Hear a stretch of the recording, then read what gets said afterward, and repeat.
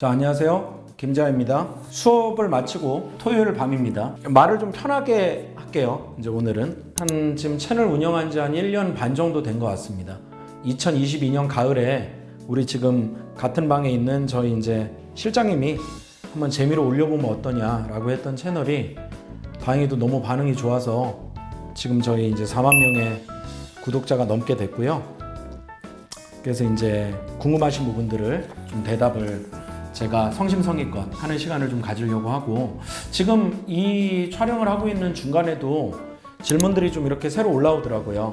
그래서 한 번에 좀 끝내지 않고 추가적인 질문들은 제가 시간이 되면 이렇게 계속 촬영해서 좀 올려드리는 시간을 가져보려고 합니다. 그 질문이 되게 여러 종류가 있는데요. 편하게 제가 조금 말씀드리고 싶은 내용들을 좀 먼저 말씀을 드릴게요. 자, 첫 번째 응원 메시지부터 그냥 하겠습니다. 오랜 기간 동안 수학 강사의 꿈을 꾸다 보니 어쩌다 진로를 바꿔 한의대에 다니고 있는 학생입니다. 제가 이 글을 봤었는데요. 되게 특이하다고 생각했었어요. 그러니까 오랫동안 수학 강사의 꿈을 꾸고 계셨는데 지금 한의대에 다니신다고 하니까 학습 능력이 되게 훌륭하신 것 같습니다. 제가 볼 때는. 그 선생님 영상 정말 유용하고 재밌게 보고 있습니다. 좋은 말씀 감사드리고요. 응원하겠다라고 얘기해 주셔서 너무 감사드립니다. 그다음 사랑한다고 누군가가 얘기해 주셨는데 저도 사랑합니다. 나이 드니까 누가 저에 대해서 이렇게 좋아한다라고 얘기를 해주시면 되게 기분이 좋아요. 선생님 고3 때 너무 많은 도움을 받고 이제 대학 생활을 시작했습니다. 작년에 제 수업을 들었던 학생인 것 같아요. 보니까 다름이 아니라 혹시 귀여우신 거 알고 있습니까?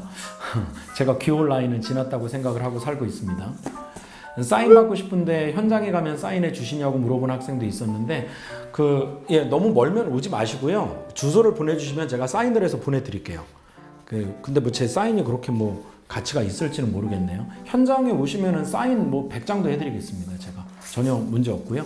수학이 어떤 점이 좋으신가요? 라고 물어보신 분도 있는데, 수학이 뭐가 좋냐라고 물어봤을 때 제 한결같은 대답은 뭐였냐면, 수학은 되게 객관적인 학문이어서, 그러니까 뭐 하나의 예를 들면 국사도 역사적으로 일어난 사실을 기반으로 한 학문이잖아요. 근데 어떤 역사적인 사실을 이쪽 사람들은 이런 식으로 해석을 하고 다른 쪽 사람들은 같은 현상을 보고도 반대로 해석하는 경우도 있는데, 예를 들어 이번 6월 모의고사에 나왔던 15번 문제의 정답이 몇 번이다라는 거는 정치적인 색이 어떻던 어느 나라에 살고 있던 정답은 걔가 나와야 되는 거잖아요. 저는 그게 되게 매력적이라고 생각을 했었어요. 그러니까 어떤 사고관을 가진 사람이건 어떤 국적을 가진 사람이건 이 문제의 정답은 하나라는 거. 그러니까 정답이 하나라는 게 매력적이다가 아니라 정답을 하나라는 걸 다 인정할 수 있다라는 게 되게 객관적인 분야의 학문이지 않을까. 그게 제가 수학을 좋아하게 된 계기이긴 했습니다. 학생 때부터 원래 수학을 잘하셨습니까? 아니, 수학 성적이 상위권이긴 했습니다. 수학 성적이 상위권이긴 했는데, 저 개인적으로는 저한테 이제 겸손하다고 얘기해 주실 수도 있겠지만, 저는 그렇게 수학을 잘했던 학생이라고 생각을 하지 않고, 그래서 더 열심히 하려고 노력을 했던 것 같아요. 그리고 수학을 좋아하셨습니까? 라고 하면 다른 과목보다는 당연히 수학을 좋아했던 게 맞습니다. 그래서 지금 수학을 가르치고 있겠죠. 전공도 수학이 됐을 것 같고요. 학창시절에 대한 질문도 좀 해주신 분들이 있는데요. 초등학교에서 고등학교까지 어떤 학생이셨습니까? 라고 질문을 주신 분이 있네요. 고려대학교 수학과를 나오신 점에서 모범적인 학생일 거라고 생각이 드는데, 모범적으로 활동하려고 노력을 많이 했습니다. 제 입장에서 학창시절의 모습이 어땠는지, 고민이 많았던 학생이었던 것 같아요. 저도 입시에 대한 스트레스를 많이 겪었던 학생이고, 그 정확한 증거가 저는 재수를 해서 학교를 갔어요. 그래서 지금 제가 대치동에 수업하고 그 다음에 경기도 3번에서 이제 학원에서 수업을 하고 있는데, 그 학원도 재수반들을 다 운영을 하고 있거든요. 그래서 우리 재수생들이 어떤 생각을 가지고 공부하는지도 사실은 제 경험에 비추어 보면 너무 이해가 되고, 고민이 많았던 시절이라고 기억이 들고요. 일탈은 상대적으로 좀 많이 하지 않았던 것 같고요. 담배를 폈다든지 뭐 중간에 술을 먹으러 갔다든지 그런 기억은 없긴 합니다. 항상 상위권에 있기는 했었는데 어떻게 하면 저 전교 1등을 이길 수 있을까라는 생각도 좀 많이 해봤던 것 같고, 그런 여느 학생들과 똑같은 고민을 하는 그런 학생들이었던 것 같아요. 다음, 수학과는 어떻게 진학하셨습니까? 최종적으로 다른 과도 고려해 보셨는데 수학과를 가시게 된 건지. 이거는 다른 과를 고려했던 게 맞습니다. 그러니까 제가 고려대학교 2000학번이거든요. 저희는 학부제라는 제도로 입학을 했던 세대입니다. 그러니까 저는 고려대학교 수학과로 입학을 한 게 아니고 그 학부에 제가 입학했던 2000년 당시에는 그 수학과, 물리학과, 화학과, 생명과학과, 그러니까 생명과였습니다. 지구환경과학과, 그리고 컴퓨터과 이렇게 6개가 있었어요. 그래서 수물과 생체과학 이렇게 불렀습니다. 근데 그 6개 중에 저는 그 2000년대, 1990년대 후반에 우리나라가 이제 IT 붐이 많이 있었어요. 닷컴 열풍이라고 해가지고 창업을 하거나 이럴 때 그 당시 이제 우리나라에 창업이 있었지만 알렸던 기업들이 지금 이제 시가총액 엄청나게 올라간 에시소프트나 뭐 넥슨이나 NSC죠. 이런 기업들이 그때 이제 전부 다 창업이 됐던 회사들이거든요. 그래서 그 당시 우리나라에 컴퓨터가 붐이 있었어요. 그래서 저도 딱히 뭐 특별하게 하고 싶은 게 없다는 생각 때문에 고려대학교에 컴퓨터과가 있구나 이 학과에. 그래서 저는 사실 컴퓨터를 생각하고 조금 입학을 했던 그런 그 학생이었죠. 그랬는데 학교 들어가서 배워보니까 이게 너무 힘든 거예요. 저기 이 C언어라는 프로그램을 이제 프로그래밍하는 수업이 있었는데 그걸로 막 게임도 만들어 오라고 그러고 하는데 와 이게 내가 할 수 있을까? 이런 생각도 들고 그다음에 수학이 아니라 뭐 물리학과나 화학과나 이런 쪽도 전공 탐색을 좀 해야 되거든요. 들어봤는데 잘 안 맞더라고요. 그래서 수학은 모든 대학이 지금도 어느 이과로 가건 다 필수거든요. 이게 필수기 때문에 그래서 수학은 당연히 필수 과목으로 들었어야 되니까 수학과를 하는 게 훨씬 더 맞겠다라는 생각으로 사실은 제가 수학과로 옮기게 된 거죠. 그러니까 입학 당시의 목표하고는 좀 달랐습니다. 그래서 수학과를 가려고 대학에 입학한 건 아니었고 그 대학교 안에서 이제 전공 탐색의 과정을 거치다 보니까 나는 수학이 더 나랑 맞는구나 라는 생각을 좀 하게 됐던 것 같고요. 그래서 이제 수학과를 선택해서 공부를 하게 된 케이스입니다. 그러니까 계속 수학이 목적이어서 수학과로 입학을 했고 수학으로 내 인생을 꾸려가야겠다 이렇게 생각한 거는 아니에요. 그건 아닙니다.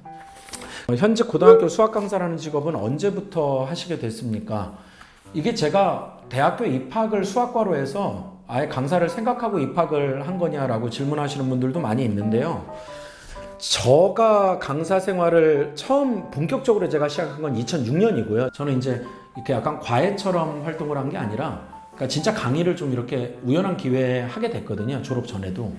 그래서 제가 느꼈던 게 되게 좀 잘 맞는다 나랑 내가 이게 뭔가 이렇게 변화해가는 학생들을 설득해 나가는 이 과정이 너무 재밌다 이런 걸 느꼈어 가지고 강사를 하게 된 것도 있어요. 그러니까 대학교 입학 당시에 강사를 목적으로 한 건 아니었지만 여러 계기로 강사라는 직업을 갖게 됐다는 거 말씀을 좀 드리고요. 볼 때마다 감탄하는 풀이가 놀라워요 라고 이제 칭찬해 주셨는데 고맙고요. 수업 준비하실 때 어떤 방식으로 준비하시고 풀이를 찾습니까? 조금 그 다양한 풀이를 보여주려고 되게 노력을 많이 하고요. 왜냐하면 이게 수능 유형이 계속 바뀌어나가고 있기 때문에 이 바뀌어나가고 있는 수능 유형에서 항상 고정돼가는 유형도 풀이 방식이 과거에는 이 풀이가 맞았다고 생각하지만 또 시간이 지나고 나면은 그때 그 풀이는 사실은 이 문제에서 의도하는 바가 아니었겠구나 라는 생각이 드는 경우도 있어요. 저 개인이 강사로서 같은 기출문제를 해가 바뀌면서 풀어줄 때 풀이 방식을 바꾸는 경우도 있습니다. 저조차도. 그렇기 때문에 어떤 문제 하나를 한 측면의 각도에서만 바라보면은 사실은 이 문제의 본질적인 측면이 이게 관통이 되지 않겠다. 그렇게 생각하는 분들도 좀 있어서 그 하나의 문제를 가지고 시간의 차이가 있을 수는 있겠지만 좀 여러 가지 방식으로 풀이해 주려고 시도를 좀 많이 하는 편입니다. 그러다 보니까 좀 풀이 방법이 다양해지는 경우도 있고 그중에 제일 효율적인 풀이를 알려주려고 노력하는 경우도 있고요. 그래서 학생들이 조금 좋아해 주는 것 같아요. 제 수업을. 그래서 풀이를 좀 여러 가지 방식으로 하려고 노력을 많이 한다고 좀 대답을 드리고 싶고요. 선생님이 하시는 실전 개념 강좌인 실통수라는 강의가 M사의 H 강사님의 뉴런 강좌랑 비슷하냐라고 이제 신뢰를 무릅쓰고 댓글을 남겨본다고 하는데 아니요 별로 신뢰 아니니까 걱정 안 하셔도 되고요. 그러니까 이분이 이제 그 메가스터디의 강사분이겠죠. 그리고 이제 강좌명까지는 제가 얘기를 할게요. 뉴런 강좌 얘기하시는 것 같은데 같은 포지션의 강의가 맞습니다. 그래서 혹시나 이 포지션의 강의를 찾고 계신 분이 질문을 주신 거면은 제 실전에서 통하는 진짜 수학 강의를 들으시면 되고요. 다음 수업 중에 잡담 또는 썰의 빈도가 궁금합니다. 이게 이제 앞에 있는 학생이나 제가 수업을 하는 어떤 종류에 따라서 좀 다른 것 같아요. 제가 실통수 강의를 할 때는 조금 잡담을 줄이려고 많이 합니다. 아무래도 이게 고3이나 M생들을 대상으로 수업을 제가 현장에서 진행하다 보니까 이게 주로 12주면 12주, 8주면 8주 이렇게 강좌를 마무리를 해줘야 되거든요. 그래서 강좌를 정확히 이 겨울방학 시즌이나 이럴 때 끝내주려다 보니까 아무래도 조금 딴 얘기를 덜 하게 되는 것 같아요. 이제 숫볕의 강좌는 앞에 이제 예비고1 학생들이 있는 경우도 있고 실제 그 고등수학 상하 강의는 제 앞에 예비고1 학생들이 있었을 때 촬영했던 강좌거든요. 그래서 그때는 조금 아무래도 집중력이 떨어지다 보니까 막 중3에서 이제 올라오는 학생들이면 얼마나 막 몸을 막 이래요. 애들이 막 죽으려고 하니까 좀 재미있는 얘기도 하고 그러는 것 같은데 3학년 N생들 수업할 때는 좀 잡담을 덜 하려고 하고요. 그리고 잡담을 하더라도 좀 정신교육적인 측면의 얘기를 많이 하는 것 같아요. 그리고 요거 제가 원래 읽었던 질문인데 각 잡고 스튜디오 인강을 찍어주실 생각이 없으신가요? 라고 물어보신 분이 있어요. 현장 녹화도 좋은데 스튜디오로 찍으면 더 좋겠다라고 생각을 하신다고 했는데 저는 원래 강의는 현장 강의여야 된다는 철학을 가지고 저는 원래 그 학원 강사를 시작했던 사람이에요. 그리고 제가 뭐 온라인 강의를 지금 제가 에브리데이 매스 사이트도 운영하고 있지만 처음 하는 건 아니고 예전에 저 유튜브 채널에도 아마 커뮤니티에 올라갔을 텐데 저 이제 비타이드라는 사이트에서 강의를 한 적도 있거든요. 그게 벌써 10년이 넘었네요, 강의 한 지가. 그래서 온라인 강의를 제가 했을 당시에도 현장 강의가 온라인으로 올라가는 게 가장 중요한 요소다라고 생각을 했었는데 이게 미디어 환경이 너무 많이 바뀌었다는 생각을 저도 좀 많이 하고 있거든요. 그래서 현장에서의 어떤 그런 뭐라 그럴까 현장감이나 박진감이나 좀 이런 부분들이 강사로서는 되게 생명이라고 생각했었는데 저 강의 들어보시는 학생들은 알 텐데 제가 현장에서 수업하다가 막 이렇게 막 하는 경우도 막 있거든요. 제가 수업할 때. 그러니까 좀 애들이 이 새끼들 좀 딴 생각하고 있어 막 이러면 주의를 환기시키려고 여기 봐야지! 라고 이렇게 얘기하는 경우도 있는데 그게 아니라 조금 학생들 입장에서는 좀 차분함을 요구하는 친구들도 최근에는 많이 있는 것 같아요. 그러니까 요즘은 24년에 들어와서 좀 스튜디오로 찍어볼까라는 생각을 가지고 있습니다. 지금 그렇게 좀 대답을 드릴게요. 준킬러 문항을 풀 때 두 번, 세 번 고민해보고 이해가 안 되는 부분이 있으면 바로 답지를 보는 게 맞습니까? 이게 만약에 시간적 여유가 있는 좀 저학년 학생이라고 한다면 하루나 이틀이나 3일도 공부해볼 가치가 있다고 생각합니다. 대신 3일 내내 그 문제만 생각하지는 당연히 않겠죠. 그러니까 뭐 이거 하다가 이거 안 되네. 그럼 좀 다른 공부를 하고 다음날 돼서도 그렇게 고민하는 거는 얼마든지 괜찮은데요. 현재 입시를 한 150여일 앞두고 있는 고등학교 3학년 학생들 같은 경우라면 또 재생들 같은 경우라면 그 15분 이상은 고민을 하시면은 안 좋습니다. 그건 안 좋고요. 왜냐하면 다른 과목에도 지장이 있고 그렇게 공부해서 얻어낸 수학적 실력이 이게 점수랑 연결되기에는 너무 촉박한 시간이에요. 그래서 수험생의 나이에 따라서 좀 다르다. 그렇게 조금 말씀을 드리겠습니다. 정자로 쓰시는 이유가 궁금합니다. 요거 저 되게 질문 많이 받는데요. 특별한 계기가 있는 건 아니고요. 처음에 그냥 쓸 때 대문자로 쓰는 게 조금 더 식별이 잘 되겠다라고 생각해서 썼었는데 요즘 조금 고민이 많이 됩니다. 왜냐면 이게 식이 길어지는 경우는 이 곱하기 기호를 써야 되는 경우가 있거든요. 점으로 표시할 수 없는 경우가 있는데 그게 좀 헷갈리기도 해가지고 그래서 이걸 소문자로 지금 바꿔야 되나? 특별한 계기가 있는 건 아니에요. 그냥 처음에 칠판에 판서를 하기 시작할 때부터 대문자로 쓰면 조금 더 식별이 잘 되겠다 학생들한테 그런 이유 때문에 했던 건데 이거 되게 고민 중입니다. 그 다음에 이거 안경 정보를 좀 알려달라고 얘기하신 분도 있는데 안경은요. 저는 안경을 비싼 걸 안 써요. 제가 안경을 좀 이렇게 험하게 다루는 편이거든요. 그래서 안경을 이 비슷한 스타일로 한 5개를 맞춰요, 그냥. 대신에 제가 모니터를 보고 있거나 이런 시간이 좀 많아가지고 이 R을 좀 좋은 걸 하는데요. 안경은 그냥 뭐 특별한 뭐 고가 브랜드나 이런 게 아닙니다. 그냥 한 2, 3만 원 정도 하는 싼 안경테를 쓰고 있어서 정보까지 알려드릴 정도는 아닌 것 같아요. 나 MBTI 어떻게 되냐? 요거 제가 작년인가요? 작년에 했었나요? 우리 라이브 방송? 그때도 제가 말씀드렸었는데 그때 이후에 해본 적이 없어요. 제가 해본 적이 없어가지고 제가 INTP로 알고 있습니다. INTP. 근데 이게 I는 내향성이죠. 요게 그거고 그 다음에 T가 그런 거 아니에요? 그러니까 공감 능력이 떨어지는 또라이가 T 아닌가요? 그러니까 F가 좀 이렇게 뭐 너 힘들면은 너 그렇구나. 그런데 저는 그런 면에서는 T가 맞는 것 같고 그 다음에 이렇게 계획을 철저하게 세우지는 않으려고 하는데 또 어떤 경우는 제가 계획을 철저하게 세우려고 하는 편이어서 이게 또 강사라는 직업이 이렇게 딱 시간표대로 돌아가는 직업이잖아요. 그러다 보니까 이게 P랑 그 J는 좀 바뀌는 것 같아요. 그래서 이게 정확하진 않은데 제가 가장 최근 한 2년 된 것 같습니다. 2년 전에 제대로 해봤던 테스트에서는 INTP 그게 제 MBTI였던 걸로 생각이 듭니다. 가장 기억에 남는 제자가 있으십니까?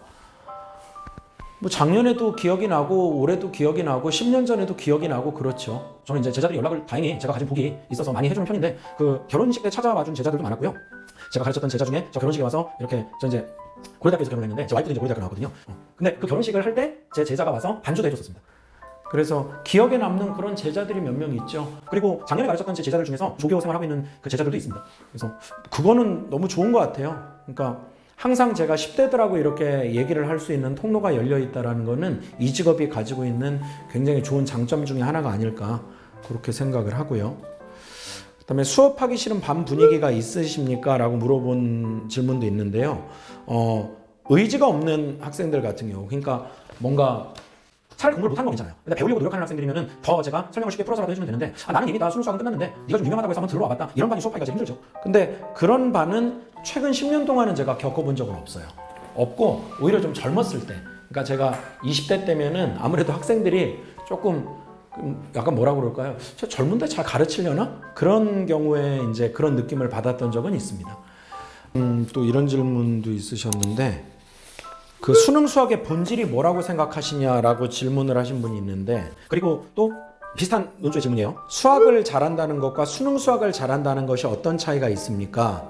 라고 물어보신 분도 있고, 이 질문이 이제 같은 대답을 제가 드릴 것 같아가지고 질문을 좀 먼저 읽고 대답을 드릴게요. 단순히 이 질문 읽을게요. 단순히 학생으로서 수능에서 혹은 대학에서 요구하는 수학과학 문제를 잘 푸는 사람과 순수학문을 깊이 이해하고 해당 분야에서 뛰어난 업적을 세운 수학자나 과학자의 근본적인 차이가 무엇이라고 생각하십니까? 또 영상 잘 보고 있고요. 대학 수학을 공부하는 방법에 대해서도 팁을 주실 수 있습니까? 라고 이 지금 질문을 올려주신 분들이 있는데, 일단은 수능 수학의 본질에 관해서는 뭐라고 제가 대답을 드리고 싶냐 하면, 고등학교에서 다루는 수학과, 저는 이제 대학원까지 공부하지 않았지만 대학교 4년 동안 이제 수학을 공부를 한 전공자로서 말씀드리면 이게 완전히 다른 과목이라고 생각을 하셔야 돼요. 그러니까 아마 전공자분들은 제가 지금 하는 말이 깊이 공감할 거라고 감히 제가 확신을 합니다. 그러니까 고등학교 때 수학을 잘한다라는 건 조금 번뜩이는 재치와 빠른 계산력과 뛰어난 아이디어를 통해서 문제를 좀 빠르게 풀어나간다, 기발하게 풀어나간다, 어떻게 하면 좋게 문제를 풀 수가 있지? 라는 느낌의 수학이라면, 대학교에서 수학을 잘한다라는 건 사실 어떤 측면이냐면요, 굉장히 이 사람이 발상이 천재적이다, 그리고 증명에 있어서 타의 추종을 불허한다, 어떻게 하면 저런 체력을 가지고 저렇게 2, 3일 동안 수학에 매몰돼서 이해를 하고 문제를 풀어나갈 수 있을까라는 측면이거든요. 그러니까 문제풀이적인 요소가 고등학교 수학에서의 되게 중요한 부분이라면,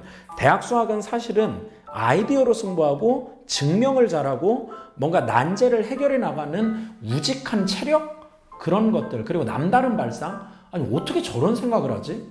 라는 것들인 것 같아요. 그래서 저는 이 후자 쪽에 해당하는 대학 수학에 있어서는 저는 사실은 재능이 그렇게 훌륭하다고 생각을 사실 하지 않았습니다. 저는 솔직하게 말씀을 드리면. 그래서 수능 수학의 본질은 고등학교 과정을 측정하는 거기 때문에, 마치 무슨 전공 수학에서 요구하는 것 같은 천재적인 발상이나 아니면 수학이 좀 타고나는 거라는 거는 다 전공적인 수학에 관련된 얘기예요. 그래서 나는 수학에 재능이 없다, 머리가 안 좋기 때문에 나는 수학 성적이 안 나온다, 그런 거는 저는 다 핑계라고 생각합니다. 그러니까 수능 수학의 본질은 뭐라고 생각하시냐? 결론은 뭐냐 하면, 수능 시험은 등급을 가리기 위한 시험이에요. 어쨌든 우리나라에서 대학 입시를 통과하기 위한 그런 통과 의뢰의 역할을 하고 있기 때문에, 그러니까 반드시 넘어야 되는 장애물인 거죠. 그러니까 당연히 변별력도 줘야 되고, 그 변별력을 주는 방식이 계산으로 줄 수도 있을 거고, 난이도로 줄 수도 있는 거고, 발상으로 줄 수도 있는 건데, 그거는 시대에 따라서 다르다고 생각하고요. 지금은 조금 학생들을 귀찮게 하는 측면이 있는 거죠. 그러니까 수학적 재능하고는 더더군다나 상관없는 시험이 돼버린 것 같습니다. 그래서 대학 수학에 대한 조언은 고등 수학을 강의하고 있는 저한테 얻기에는 조금 적합하지 않은 것 같고요. 굳이 제가 전공자로서 조언을 드리면, 고등학교 때 공부해왔던 방식하고는 조금 다르게 공부를 하셔야지만 대학 수학을 잘 전공하실 수 있을 겁니다. 그러니까 조금 생각도 한 2, 3일 해보고요. 그러니까 정말 일주일 동안 수학 문제를 내가 풀어보겠다라는 어떤 그런 체력과 우직한 각오를 가지고 계셔야 돼요. 그래서 대학 수학을 공부하는 것과 고등학교 수학을 공부하는 거는 아예 고등학생 기준으로 얘기했을 때 사회 탐구로 공부하는 거랑 과학 탐구로 공부하는 느낌의 차이 정도라고 인식하셔도 크게 과장된 얘기는 아닐 겁니다. 그러면은 지금 제가 이제 말씀드렸던 어떤 질문에 대한 대답이 조금 됐을 것 같아요. 자, 좀 더 진행해 볼게요. 그 다음에 강사로서 가장 중요하게 생각하시는 부분이 있으신가요? 라고 물어봤는데, 진정성이 저는 제일 중요하다고 말씀을 드립니다. 소위 먹고 사는 직업으로서의 강사 생활을 하고 있는 거고, 프로로서 수강료를 받았으면 제가 그 수강료에 합당한 효율적이고 도움이 되는 강의를 제공해줄 의무가 있는 프로라는 거죠. 그런 식으로 진정성 있게 대하라는 겁니다, 학생들에게. 그러니까 수업 준비도 정말 철저하게 하고 자료 준비도 열심히 하고 해서 부끄럽지 않은 수업을 할 수 있게 해야 되는 거지, 들어가서 어차피 애들 수준 낮으니까 대충 시간 때우고 그렇게 해가지고 강의도 제대로 알겠냐, 어차피 제대로 성적 안 나오는 애들인데, 정말 현장에 그런 강사들 많습니다. 그거를 제일 경계하라고 얘기를 해주고요. 저도 그게 가장 중요하다고 생각을 하죠. 그 다음에 제 조교로 들어오려면 어떻게 해야 됩니까? 라고 하는데, 저희 에블레이메스 사이트나 아니면 저희 트레스 에듀 홈페이지가 있거든요. 거기에 조교 지원해 주시면 저희 연구실에서 실장님이나 이사님이 다 연락을 드릴 겁니다. 실제 저희가 그렇게 뽑은 조교들도 많이 있고요. 지금 활동하고 있는 조교들도 그렇고, 제 제자 출신들도 있고 그렇고요. 언제까지 강사하실 생각이신가요? 라고 물어보신 분이 있는데, 저는 원래는 제가 강의를 언제까지 할 거냐라고 했을 때는 그냥 늙어 죽을 때까지 하고 싶었어요, 사실은. 어떻게 강의를 보는 학생들이나 혹은 이제 강사분들도 제 강의를 좀 많이 보는 걸로 알고 있는데, 강의라는 게 전 되게 재밌거든요. 되게 재밌고, 사람이 살다 보면은 굉장히 고민스러운 일도 많고 그럴 텐데, 그 고민하는 부분들이 제가 학생들을 현장에서 앞에 이제 놓고 강의를 하게 되면은 굉장히 많이 잊어버려요. 그래서 저는 그게 되게 좋더라고요. 좀 스트레스가 풀리는 느낌도 있고 되게 운이 좋은 거죠. 그러니까 보통 일을 하면서 스트레스를 많이 받는데, 사람이란 게. 근데 저는 오히려 학생들 가르치면서 에너지를 얻고, 그리고 굉장히 좀 기분도 좋아지고 행복하고 이런 생각들이 들어서, 이게 되게 나랑 잘 맞는다, 좋은 직업을 택한 것 같다, 나는 참 운이 좋은 사람이다, 그렇게 생각을 많이 했었는데, 확실히 이게 체력에 대한 문제가 있는 것 같아요. 그러니까 제가 20대 때 항상 강의할 때나 30대 초반까지는 일주일에 막 50시간을 넘게 강의했던 적도 있었던 것 같아요. 지금은 이게 체력적인 부분이 확실히 조금 걸림돌이 되는 것 같아요. 그래서 체력이 허락하는 한 강의를 끝까지 하겠다라는 게 제 생각이고, 건강에 허락하는 하는. 그래서 건강 관리를 좀 더 열심히 해야 되겠다 이런 생각을 좀 많이 하고 있는 중입니다.